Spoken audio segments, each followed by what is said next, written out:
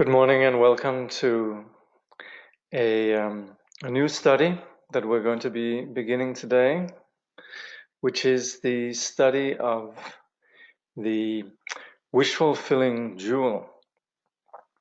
In Tibetan, Chitu Yishin Nobu, which literally means the external sadhana, the Wishfulfilling jewel. This is because in the Longchen Nyingtik, the format of the Longchen Nyingtik is such that you have various ways of practicing, invoking the teacher, the guru, and then this is one of them. So kindly generate the intention to put this teaching into practice, so that we can effectively do something for others, for all sentient beings. Temporarily, we're all somewhat caught up in our confusion, and through invoking the presence of the teacher, there's the possibility of seeing what non-confusion is like, having some insight that affects us, inspires us, and which we then integrate and ultimately recognize as something that we can recognize. This reflects that we have this potential. And so not leaving it merely as something that we admire, as something external to us, but very much persevering in what is the intention of every guru, which is that the student free him or herself from their confusion and engage with and realize this primordial condition of awakening that is the natural ground of every sentient being. And so when in doing this, we do this understanding that it's not just us who are suffering, but every sentient being, due to their confusion, are wandering in endless suffering. And we can do something about this. So this is our motivation for doing this. Many of you are practicing in the Ngondro, but to attend this, you don't have to be practicing in the Ngondro. You can also be practicing in the Dharma, and you can be practicing however. This is the core of all Vajrayana practice. I had the privilege to be there when Rinpoche was teaching this. It was in spring of 1985, and it was requested by an American student, Daniel Staffler, and then translated by Matthew Ricard. And since we've been looking through some of these presentations in the context of the Ngondro, then I thought this one would be really helpful to have a look at. So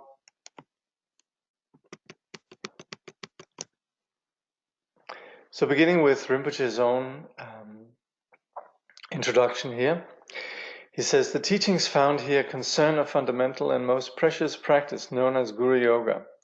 The words Guru Yoga means union with the nature of the Guru. And in this practice, we're giving the methods by which we can blend our own minds with the enlightened mind of the Guru. It is said that all the Buddhas of the three times, those of the past and the present and those to come, achieve Buddhahood through reliance on a spiritual teacher. The essence of reliance on a teacher is unceasing devotion, and the most effective means of generating and sustaining unwavering devotion is precisely the practice of Guru Yoga. Through this practice, devotion to the teacher takes firm root within us and eventually grows to pervade our entire being. It protects our practice from obstacles and ensures progress on the path. Devotion to the teacher is thus the core of all our spiritual practice, regardless of the particular stages of the path we cultivate. For these reasons, Guru Yoga is considered the most vital and necessary of all practices, and is in itself the surest and fastest way to reach the goal of enlightenment. So in the general Buddhist vehicle, we operate with the most important thing, like Khyentse Rinpoche emphasizes so often, is that we are curable. Our confusion is removable. And that's the premise of the Four Noble Truths. There is suffering, but the suffering is caused. And this cause of suffering can be removed. So we have the cessation of suffering, the possibility of putting an end to suffering. And for this reason, there is the path. And the path, we can understand it in two different ways. We can understand it in the general Buddhist way, which is gradually working through our understanding of what wisdom is, then gradually diminishing confusion through the practice of meditation and post-meditation. However, the Vajrayana path, it engages this vision of enlightenment as already manifest in someone who is right there in front of us, someone that we met, someone who is there to inspire us and guide us on the path. And at that point, this is not about us working with gradually becoming more insightful, perhaps reading a lot and having an intellectual understanding of the nature of the path, and then gradually our mind becoming less confused. There is a profound experience of being touched by something genuine. This is then where the presence of the teacher who embodies the qualities of enlightenment touches us, and at that point, being touched, we're humbled, and yet not in any way humbled in the sense of being inferior, but rather humbled, inspired, feeling empowered, and so forth, feeling enlivened, feeling that this is what we truly aspire for. This is what truly is representative of our genuine, if you like, humanity. And so this inspiration of somebody who's so real and genuine is what embodies the result of the path. So this becomes the core of the resultant approach of Vajrayana. For us to engage in this is then the continual practice of devotion, the continual practice of recollecting the Guru. Khyentse Rinpoche says, why is the blending of our mind with the Guru's mind such an essential practice? Although the Guru at first may appear to us in ordinary human form, and although he or she may at first appear to behave in an ordinary human way, his mind really is inseparable in nature from the mind of the Buddha. The qualities of the Guru differ in no way from those of a perfectly enlightened Buddha. Here is somebody who is awake. We could meet the Buddha, we could meet Padmasambhava and so forth, but they would have nothing more to do. They couldn't do more for us than simply show us the way, engage us in how to remove confusion. So in this way, there's no difference between the Guru and the Buddha.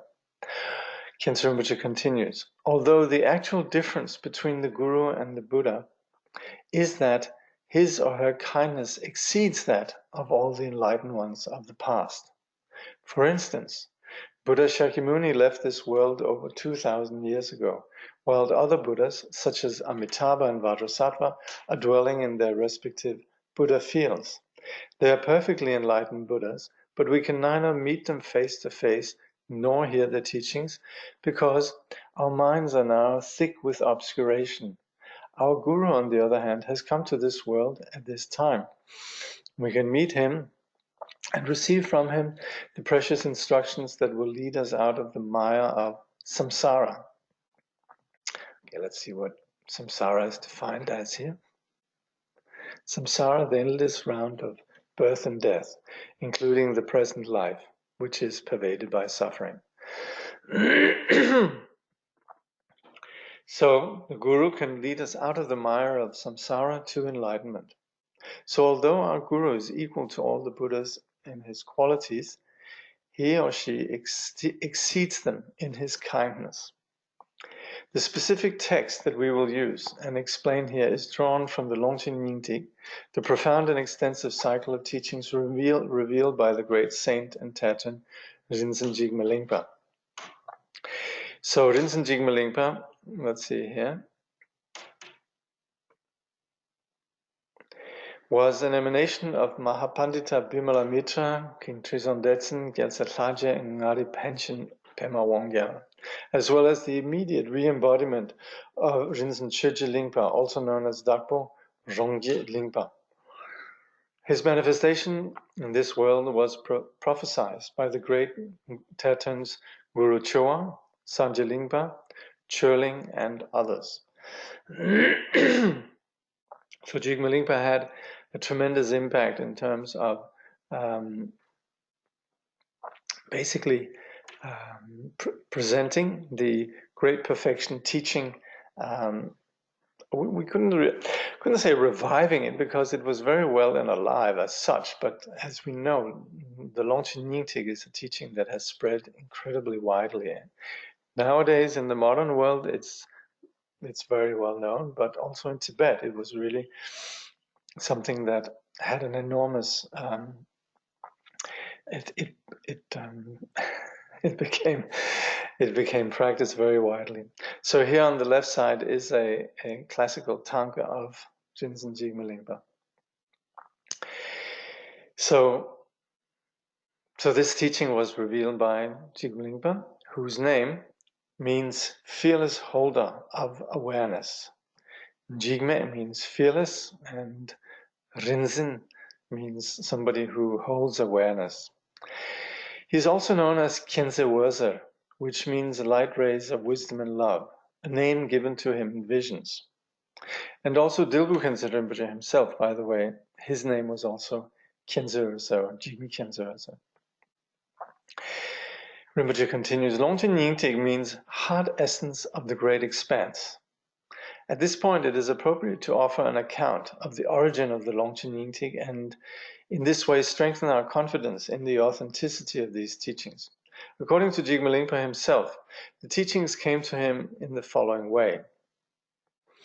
So this is Jigme Lingpa then now telling how the Longchen Nyingtik teachings were revealed to him.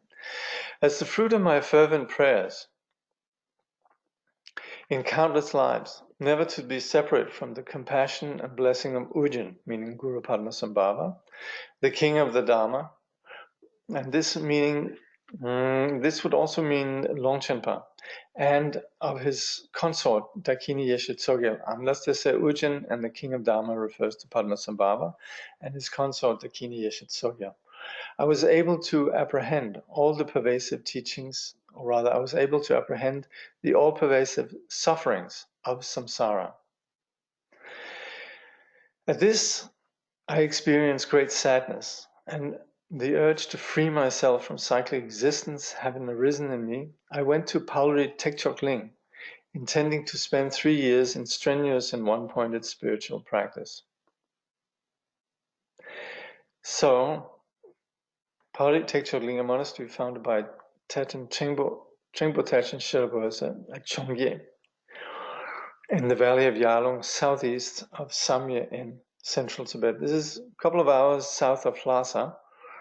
It used to be the seat of the old Tibetan kings, and it's nearby then that Jigme Lingpa eventually established his own seat, Tsiringjong.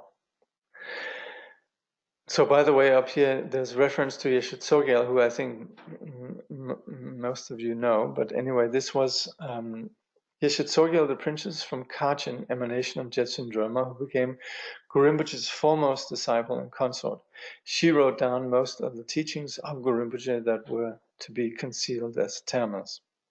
So the concealed treasure teachings very often come to us written in the hand. Actually, the little scripts are written in the hands of Yeshe Tsogyal, and then on the basis of these scripts that very often the treasure revealers, they recall these teachings. Anyway, as Rinzin Jigme Lingpa was engaged in practice in this location, he then says, one morning at dawn, as I was engaged in the recitation of the 100 peaceful and wrathful deities, and also this I think many are familiar with. The 100 peaceful and wrathful deities, Shitra Dambarikya, represent the pure aspects of ordinary inner and outer phenomena of perception.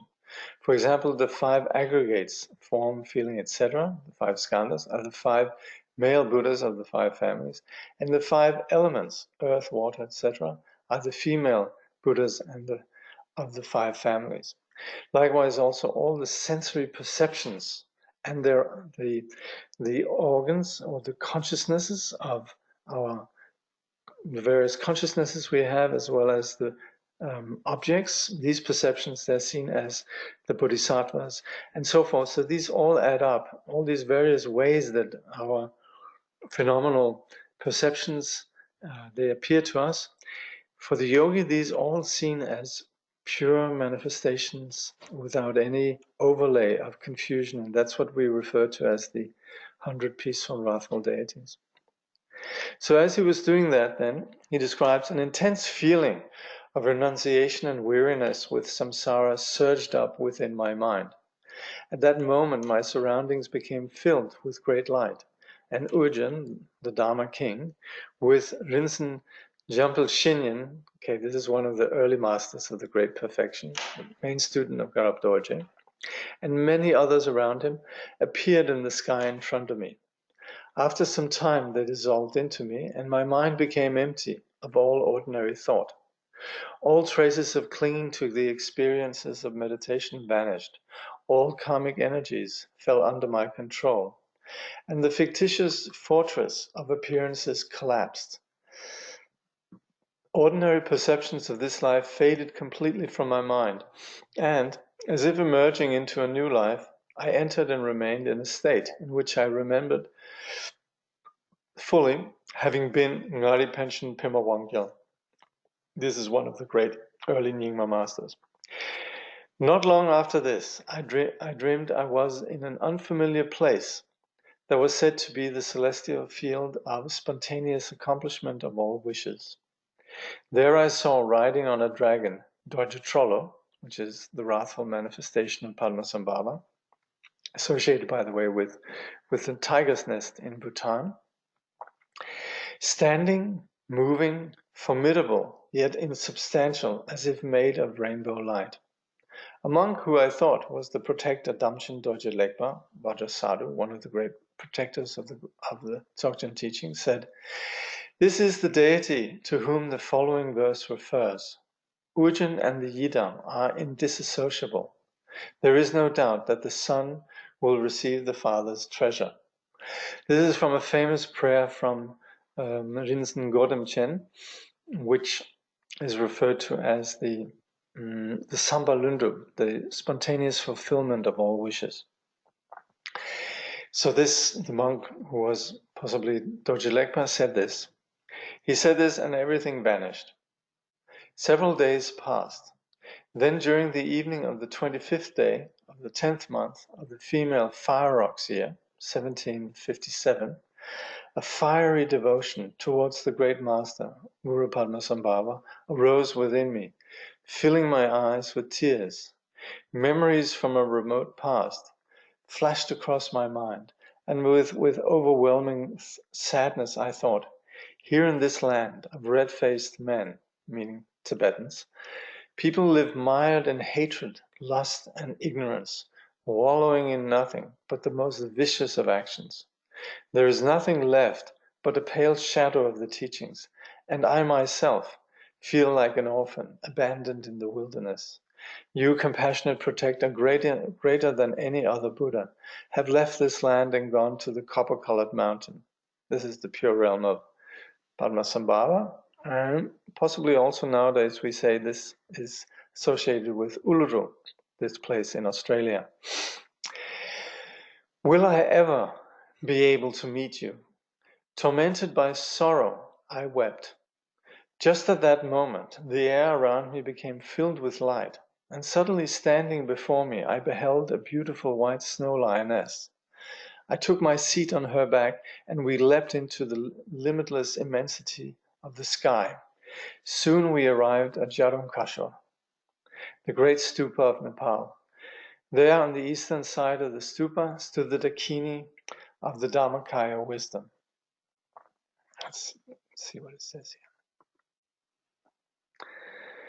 Is the dakini or khandrama is the feminine aspect representing the wisdom of voidness. Literally, khandro means skygoer and it indicates moving in the sky of the expanse of wisdom.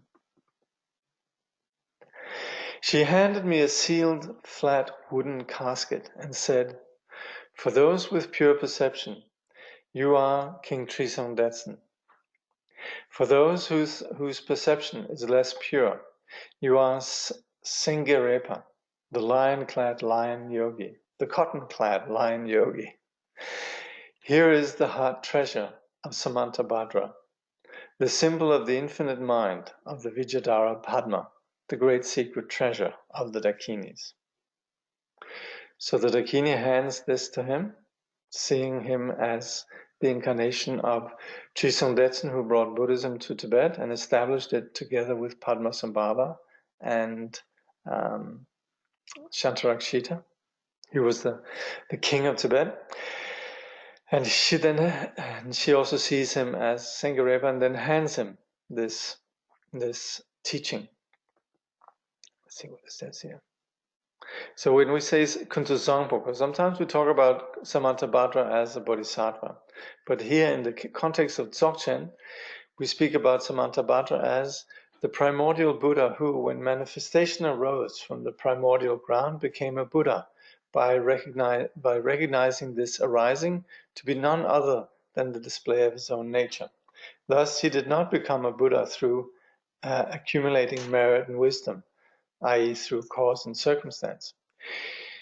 We would say that the Buddha Samantabhadra, through recognizing this nature, is free, and we sentient beings at that same moment, not recognizing this manifestation as the primordial ground, we saw it as other and we were deluded. So particularly then the Dzogchen teaching is this, that without cause and effect simply identifies this primordial ground. So this is the great treasure of the Dakinis. Having spoken thus, she vanished, leaving me quite shaken. Then, filled with great joy, I opened the casket. Within, I found 5 scrolls of yellow parchment and 7 small crystals the size of a pea. As I unrolled the largest of the scrolls, the air was suffused with an indescribable fragrance of medicinal herbs and camphor, and my entire being seemed to quiver with the mystery of it. A thought, unbidden, made it clear in my mind. Rahula, one of the protectors of the great perfection, protects this treasure. It is extremely powerful and should be approached with great caution. With reverence and awe, I slowly unfurled the scroll. It bore the image of a stupa, completely covered with Dakini script, seemingly beyond the reach of human understanding. Unable to decipher it, I began to roll the parchment closed when suddenly, like a mirage, the stupa disappeared and the Dakini script dissolved and reformed into Tibetan script. It was a text on the great compassionate one. This is the practice called Ngondro, the natural liberation of suffering, which is the practice of Chenrezig, the great compassionate one. This entire text arose as clearly as if it were an image in a mirror. After some time, it again grew difficult to read, becoming progressively less clear.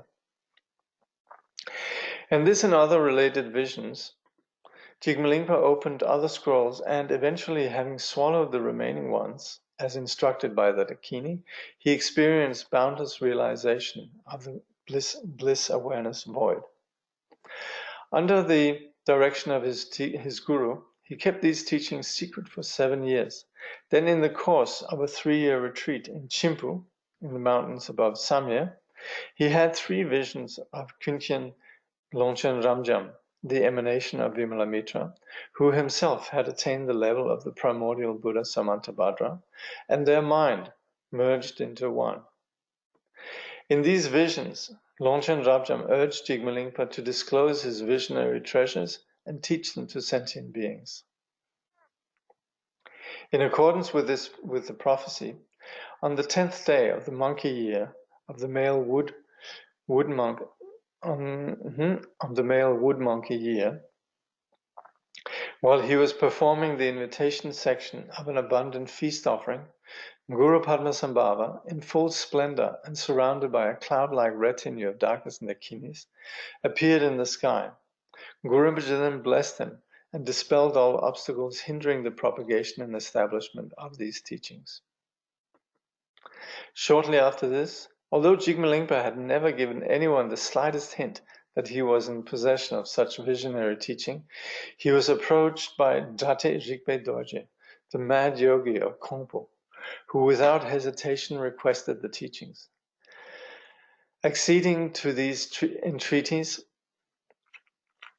he gradually unfolded them, bestowing on his disciples all the initiations and explanations for the practice of these profound treasures. The cycle of the Longchen Yingtig is composed of many sections. It includes the preliminary and main practices, the development and completion stages, and most important, the practice of Hatha Yoga, or the Great Perfection. It thus constitutes a complete path to enlightenment.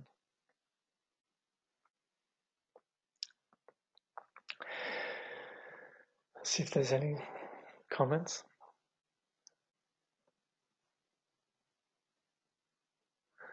The video camera is uploading all the time, and I can't see the screen. I'm not sure I can do anything about that from here. You can, when you're operating the software, this webinar, Citrix webinar thing that you can see this with, there is a place that you can minimize and expand the what you see of the video. Yeah, you should be able to see. Yeah, you should be able to see the text as well as the picture of Jigme Lingpa. I include the video screen, but it's certainly not the main feature. Hi, Jakob. Could you explain the connection of Uluru with the copper-colored mountain a little more? I never heard this. Yeah, this is actually news. Last year, or it was in, gosh, what was it, last winter? What was it, last summer? Yeah. I think it was, what was it, in February? March? A great Lama called Ujin Topgyal Rinpoche, one of the great Nyingma masters alive these days, came to Australia. And he came because an old Lama called Beru Rinpoche, father of Drukchen, the great Drukchen. Anyway, Beru Rinpoche, before he passed away, he said, that place down in Australia, I think this might have something to do with the copper-colored mountain. And Ujin Topgyal said, even though he never ever had thought of going to Australia or wanted to come here, he wanted to follow up on what the old Lama he had told him.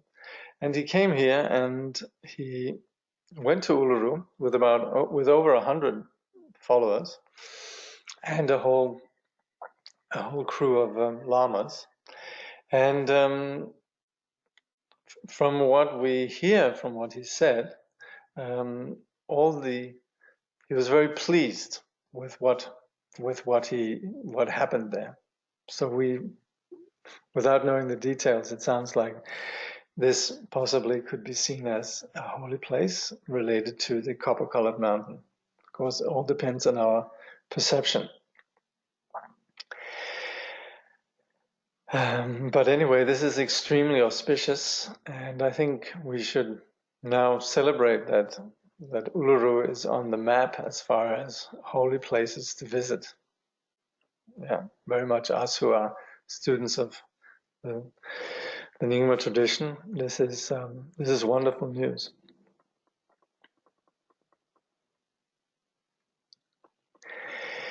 Okay, someone's saying, thanks for following the footnote links. It's very helpful. Okay, yeah, because I'm a little bit, sometimes I interject my own commentary, and sometimes I think I should just go through them, because otherwise it can sort of interrupt the flow. Anyway. Then someone says, can my friend who is starting to approach Vajrayana watch the webinars? That should be okay. Yeah, it should be all right. When the text said one-pointed practice, when the text said one-pointed practice, is that some meditation or Vajrayana practice? That just means generically just being very focused in pursuing practice, whatever practice. What is the name of the place again in Australia? I did not get it. Uluru. U-L-U-R-U.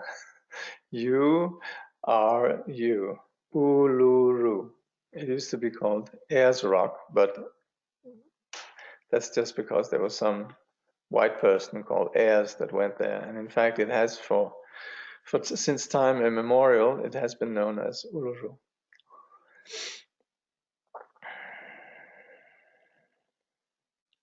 This was the first Dharma that Jigme Lingpa revealed? Yes, it was. And pretty much we would say everything that Jigme Lingpa revealed is contained within eventually this body of teachings.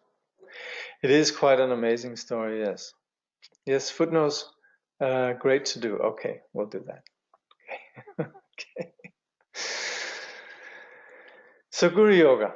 And by the way, warmly recommended to get this book yourself, in which case then you have access, you can repeatedly go back to the explanations. Okay, let's just see here the one that I didn't read, which is the Great Perfection. This is of course what this is all about. The Great Perfection, Tibetan Sokpa Chempo, and Tsongsa Khyentse Rinpoche very often refers to this as Mahasandhi. Chögyam Trungpa often refers to it as Ati Yoga. The ninth and ultimate vehicle, it refers to the primordial purity of all phenomena and the spontaneous presence of the Buddha's qualities in all beings. It's called the Great Perfection because all phenomena are concluded in this primal perfection. There are three main lineages for the Great Perfection teachings. The Khandro Nyingtik, which came from Guru Rinpoche, the Bima Nyingtik, which came from Vimalamitra, and the Vero Nyingtik, which came through Verochana. And we generally say that all of these teachings, they were then collected, fused together by Longchenpa, and it's then Longchenpa who Jigme Lingpa had repeated visions of, and whose body, speech, and mind with whom he fused. And this became the foundation of the Longchen Nyingtik, and actually the Longchen, when we say the heart essence of Longchen is the name of Longchen, but then Nyingtik means the heart essence. So we can say it's the heart essence of the vast expanse, but we can also say it's the heart essence of Longchenpa. And so the teachings of Jigme Lingpa are actually said to bring condensed and making even more immediately applicable these various heart essence teachings. So we would say all the various heart essence teachings are included, and all the lineages come through then this lineage from Jigme Lingpa. Basically, we say all the Dzogchen teaching now from Vimalamitra and from Padmasambhava, they're fused in Longchenpa's teachings. So the topic at hand, Guru Yoga. The union with the nature of the Guru forms the foundation for all practices. And there are many different techniques for its practice. Within Guru Yoga, there are outer, inner, secret, and most secret methods. The text at hand explains the outer method, which, briefly, is to visualize the Guru dwelling above our head and to pray to him ardently with fierce devotion. The inner method is to realize, through the practice, that our own body, speech, and mind are inseparable from the wisdom, body, speech, and mind of the Guru. In the Nyingtik cycle, the inner method is a Guru Rinpoche sadhana called Rinzan Dupa, or the gathering of the awareness holders. The secret method is to meditate upon the Guru in his Sambhogakaya form, the body of divine enjoyment, which in this cycle is the practice of Guru Rinpoche in the form of Chenrezig and is called the Dungan Ngondro, or self-liberation of suffering. The most secret method introduces us to the natural state of awareness, and here involves the visualization of Khyentse Longchenpa with the primordial Buddha Samantabhadra in his heart. This most secret sadhana is called the Tigla Gyatchen, or the sealed quintessence. On the absolute level, the teacher is one with the very nature of our own mind, which is itself the essence of Buddhahood, the Tathagata Garbha. What then is the method for realization of this absolute teacher? Through the outer or relative teacher and his pith instructions, we can bring ourselves to the realization of the inner or absolute teacher, which is awareness itself. The foundation, and thus the very basis for the accomplishment of this realization, is the present Guru Yoga, which belongs to the outer method and is classified technically as part of the preliminary practices. Since the actual heart of all other stages and practices is precisely this Guru Yoga, one would be quite mistaken to think of it as just a preliminary practice and therefore unimportant. Rather, we should realize that if we practice this Guru Yoga continuously throughout our entire life, then all the blessings of Guru Rinpoche himself will easily enter our being. So all the various Vajrayana practices are all premised on this. So, like Rinpoche says, even though this is this belongs to the Ngondro, it's the culmination of the Ngondro practice. It is the heart then of all Vajrayana practice. So it's not merely something preliminary or unimportant. It's merely something that is elaborated further upon through then the aspects of what we call the inner, the secret, and the most secret practices. Essentially, the practice is to remember the Guru in all our activities, whether in meditation or in post-meditation periods. Thus, the actual sadhana does not require that we remain within the boundaries of a retreat, and it is appropriate for all occasions and circumstances, as well as for practitioners of all levels. Since the mind dwells within the body, it's important to assume a proper body posture. When the trunk and spine are held in an upright position, the channels, meaning the nadis, tsa, see here, channels, the subtle veins, tsa, in which circulate the various energies, lung or prana, of the body, energies that carry along these veins the white and red essences, tigle, these are the essences of the body, bindu. In the deluded state, these three are related to the three poisons, attachment, hatred, and ignorance. In the wisdom state, they are related to the three kayas. Okay. We'll return to that again and again, don't worry. So, when the body is straight, the channels become straight and the mind becomes clear. We sometimes say, when the body is straight, the channels are straight. When the channels are straight, the prana is straight. And when the prana is straight, then the bindu and mind becomes straight in the sense of being clear. If we lounge about in a completely careless manner, it will be quite difficult for concentration or samadhi to be born properly within us.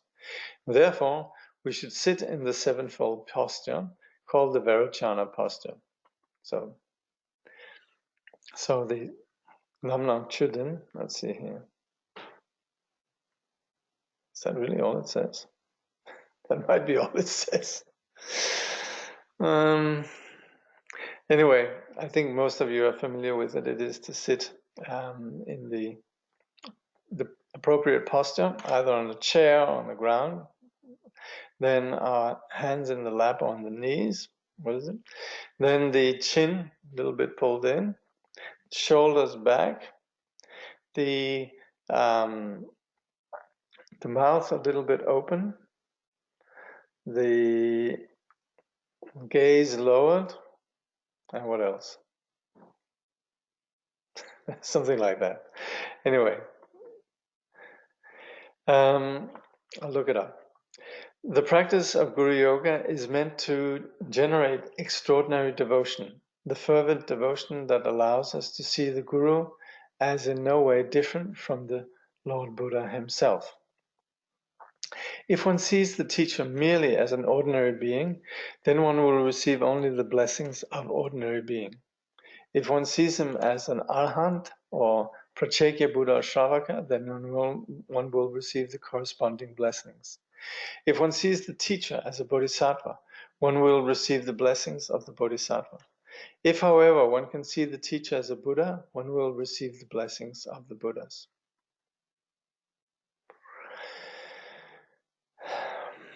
With the experience with the teacher is then obviously not just somebody who gives instructions and so forth, but more than anything, the teacher with his or her example, and moreover with his or her presence, impressing us to the extent that we feel something, a deep respect and a humility and a joy about someone who carries this, carries themselves with such clarity, and who we can see possesses such sublime qualities, that when we have that experience, which of course is beyond words, it's much more than just seeing the person as an instructor, somebody who gives us information. There's a vast difference. It's like a profound experience of love, where ordinary conceptions just fall away, and we're deeply, deeply appreciative. And also with this trusting, this openness, and so forth, we have this, implicit in this is then the condition of devotion. It's more than ordinary love, because it's not about something that we want something. It's more just this deep, non-conceptual awe and appreciation. So there's a lot of openness that's there. So in that condition is then devotion or bhakti. And there, if we see whatever we're seeing the teacher as, is then something that will stay with us. So if we see the teacher in one way or another, this is what we will stay with. If we just see the teacher as a regular person, then yes, that's what we'll be cultivating, or that will be the scope of it. So the greater vision we have of the teacher, the better. There is no Buddha who became enlightened without having relied upon a spiritual teacher. So to be able to practice genuine Dharma, one must first search for a fully realized master and attend him or her with total confidence, as it is said in the sutra. It is through faith alone that one can realize the absolute nature. Without faith, even if one knows all the sections of the teachings by heart, it is of no use. This is particularly true of the Vajrayana. So the Vajrayana is premised on this experience of blessing. How then should we generate this fervent devotion? At present, the Guru has assumed a human form and resembles an ordinary person. But his mind is unwaveringly settled in wisdom. If we could know his innermost mind, we would discover that through his having been able to discard all defects and to realize all there is to be realized, he is equal in all aspects and qualities to a perfectly enlightened Buddha. This discovery is the source of deep and genuine devotion. So this is where we have this deep, humble appreciation for the wonder of the teacher. He is like a ship for beings to cross the perilous ocean of existence, an unerring captain who guides them to the land of liberation, a rain that extinguishes the fire of the passions, a bright sun and moon that dispel the darkness of ignorance, a firm ground that can bear the weight of both good and bad. Now all these images, metaphors, all these images is something that we might think, oh, that's very poetic and beautiful and so on, and just we hear it as just a sort of a litany of these poetic expressions. But we should actually feel for ourselves. We should feel for ourselves how we feel about the teacher. And just dwelling on each of these images, actually verify, actually that is right. He's like a great ship for beings to cross the perilous ocean of samsara. Well, if we look at somebody who's very well known to most of us, His Holiness the Dalai Lama, for example, then look, this is the Dalai Lama's, that's what the Dalai Lama is about. The great ship for beings to cross the perilous ocean of existence. Yes, that vast aspiration to be there for the entire world. And that's exactly what the Bodhisattva wants. An unerring captain? Yes, it's somebody who knows where to go to, who's been there, and who's able to skillfully guide to this place. A rain that extinguishes the fire of the passions? Try and think when we're caught up in our confusion. It might be anger, it might be some obsession, and we think of the teacher's sanity. And we realize how unnecessarily we're inflicting ourselves with our own pain. And that just the presence of the teacher is something that cools this condition. A bright sun and moon that dispel the darkness of ignorance. Think of all the confusion there is in this world, and then finally there's somebody who is clear. A firm ground that can bear the weight of both good and bad. I've never ever seen any of my teachers be, upset or overwhelmed or freaked out by circumstances or people. They can take anything. A wish-fulfilling tree that bestows temporal happiness and ultimate bliss. It seems that the moment that I have seen my teachers, and I have also seen when I think of my teachers, how things work out, even in the most ordinary, sort of banal circumstance. And in general, things work out very well for the teachers in terms of circumstances. Even, yes, sometimes due to karmic problems, there might be some difficult challenges, but then again, very skillful in operating within the ordinary world. And ultimate bliss, yes, there's never any sign of the ordinary insecurity and the need for sort of the hedonistic gratification or whatever. There's always unconditional bliss. And this also is something that when we get lost in some pretty short-sighted pursuits, then it doesn't compare with just invoking the presence of the teacher. A treasury of vast and deep instructions. We're fortunate that we still have teachers who possess this incredible heritage of all the teachings of the Buddha. A wish-fulfilling jewel granting all the qualities of realization. And that's what we're looking at here. Luckily, we have somebody that can show us the way, and also invoking this memory and the presence of the teacher takes place within our mind. And with engaging this condition of blessing within our own mind, everything we could ever want for is granted. A father and mother giving their love equally to all sentient beings. I don't think any of the Buddhas have preferences for one sentient being over the other, and yet there's an incredible kindness and caring and so forth. I've seen this with my teachers, Dilgo Khyentse Rinpoche, Tsongsa Khyentse Rinpoche, Tuku Pema Wangyal, Tuku Ujun Rinpoche, all the various great teachers, His Holiness the Dalai Lama, so forth, all like that, equally caring for all beings. A great river of compassion, a great power that's just always there in terms of caring for others. A mountain rising above worldly concerns, unshaken by the winds of emotions. Similar also, never overwhelmed, always there, dignified, and not in any way carried away by the way that Some of us ordinary persons are easily shaken.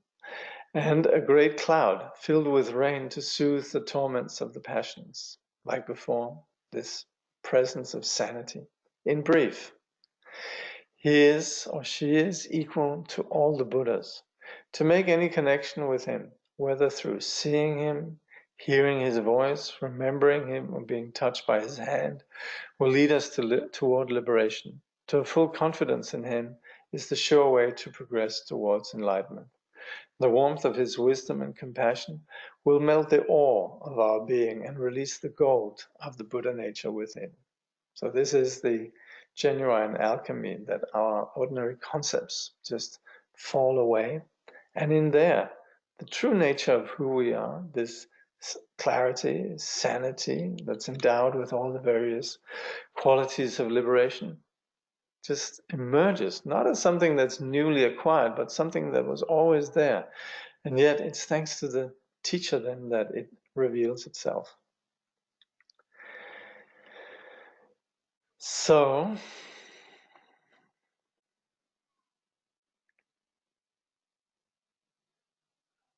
someone says, I did not understand so well. In the Ngondro preliminary practice, the Guru Yoga is not the main practice. Yes, it is. It's the culmination.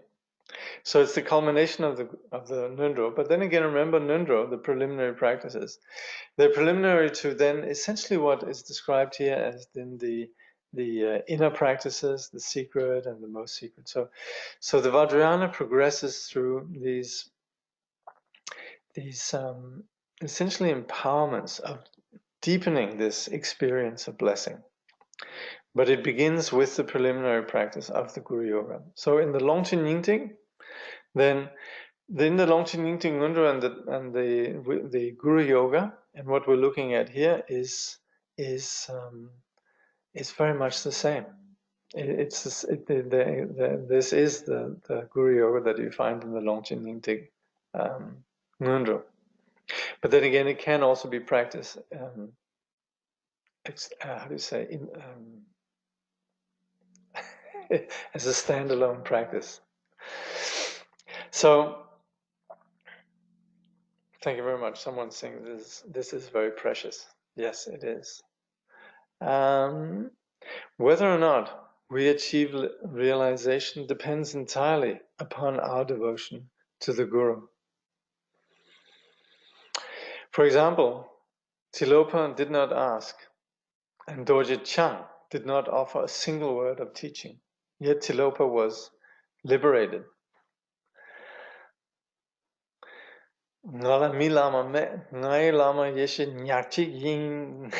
used to have one teacher who would quote Tilopa, and Tilopa was saying, I have no human teacher. My teacher is the single wisdom, meaning Dorje Chang. So this was Tilopa's teacher, the Dharmakaya Buddha Vajradhara. This was due simply to the strength of Tilopa's devotion. If the disciple has the ring of faith and devotion, and the hook of the Guru's wisdom and compassion will pull him or her swiftly to the land of liberation. As it is said, when the sun of fierce devotion shines on the snow mountain of the Guru's four kayas, the stream of blessings will pour down. Therefore, generate devotion in your mind. So, therefore, strive to generate devotion in your mind. And also, to remember the Guru for a single instant is infinitely greater than to meditate for 1,000,000 kalpas on 100,000 deities. So we can do all sorts of so-called profound practices, but to invoke the teacher is to get right to the core of things.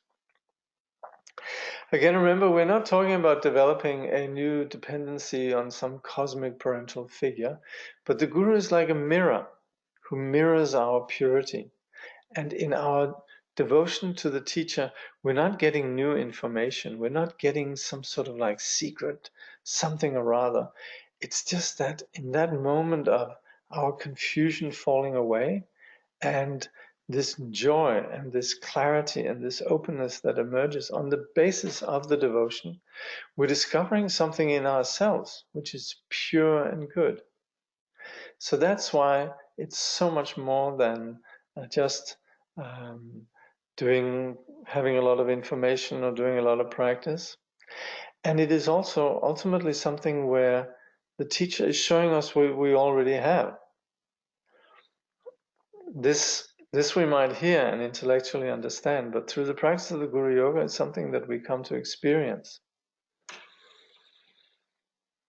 So the teacher is very much about exactly what is the key method of Vajrayana, which is empowerment. The teacher is there to empower us, not to amass a whole group of students and so forth, but to empower us, to make the student understand, and that the teacher can't do that, as it says in the Chetsun Yingtik. The Guru itself is the object, and yet it's not the Guru who can do it, but it's our devotion that will do it. So the teacher is there with every wish, the compassion is there, but there has to be that ring of devotion, and then something takes place, and this is this alchemical process.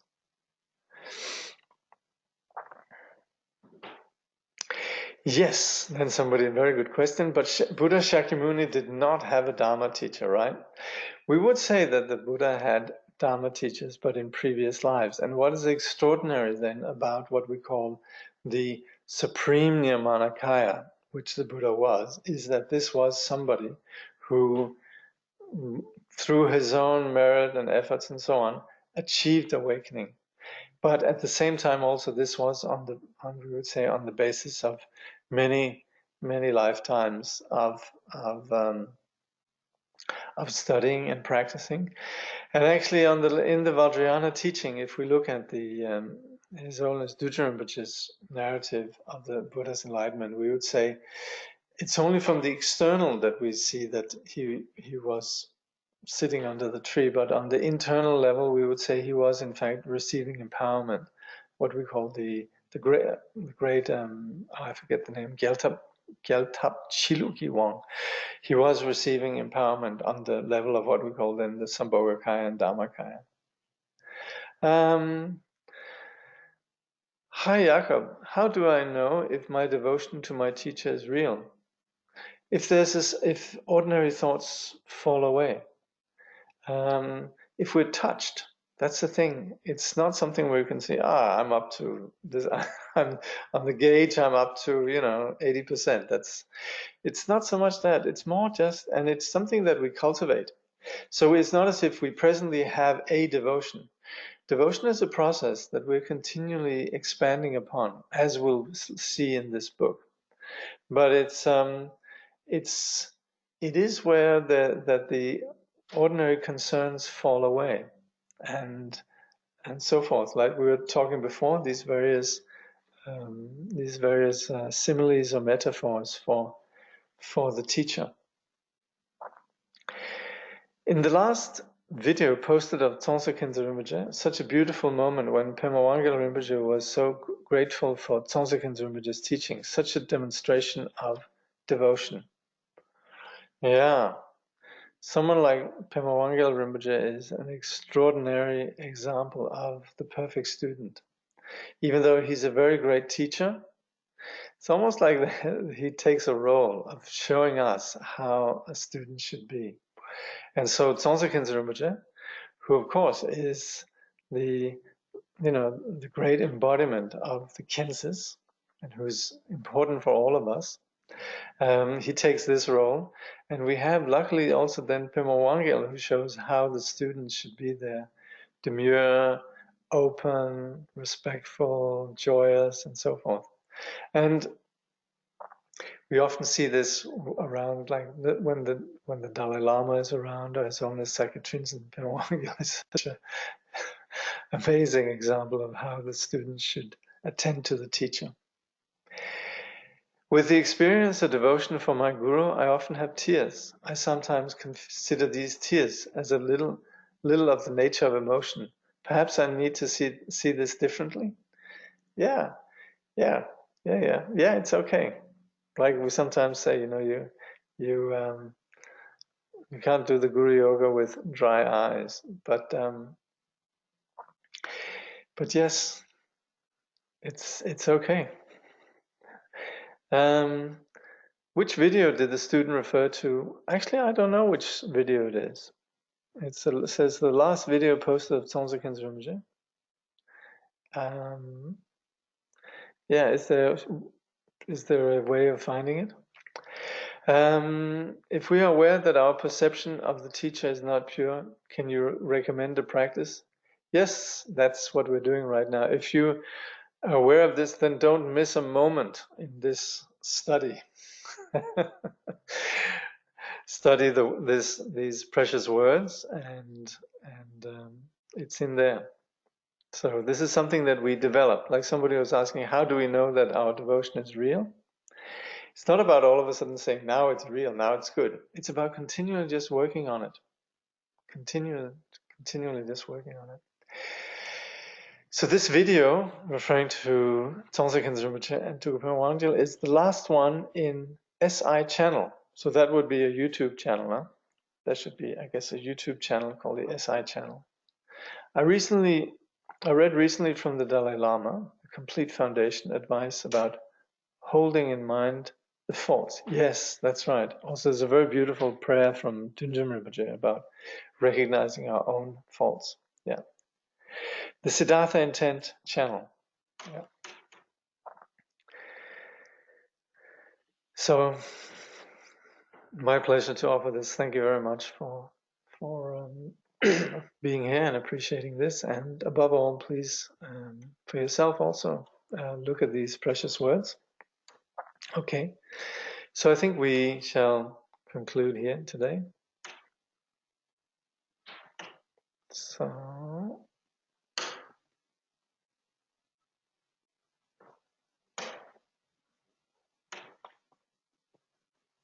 yeah, I think we came to this place.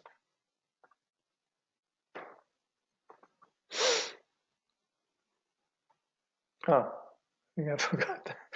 Did I forget the dedication? Hold on. Do I have it here somewhere?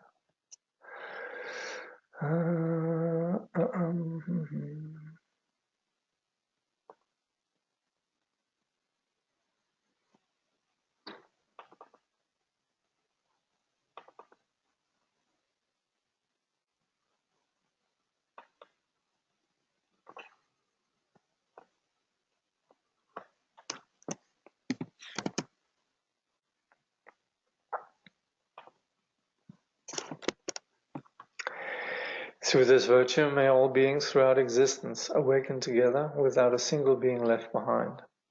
In the pure realm of the luminous essence, the ground of the great perfection, may they remain inseparable from the kayas and wisdoms. Through all our births, wherever we may be born, may we be endowed with the 7 good qualities of the higher realms. As soon as we are born, may we meet with the Dharma and have the freedom to practice it properly. At that time, may we please the holy gurus and practice the Dharma throughout the day and night. Realizing the Dharma and accomplishing its essential meaning, may we cross the oceans of existence in that life. Thoroughly teaching the holy Dharma in this world, may we never tire of accomplishing the benefit of others.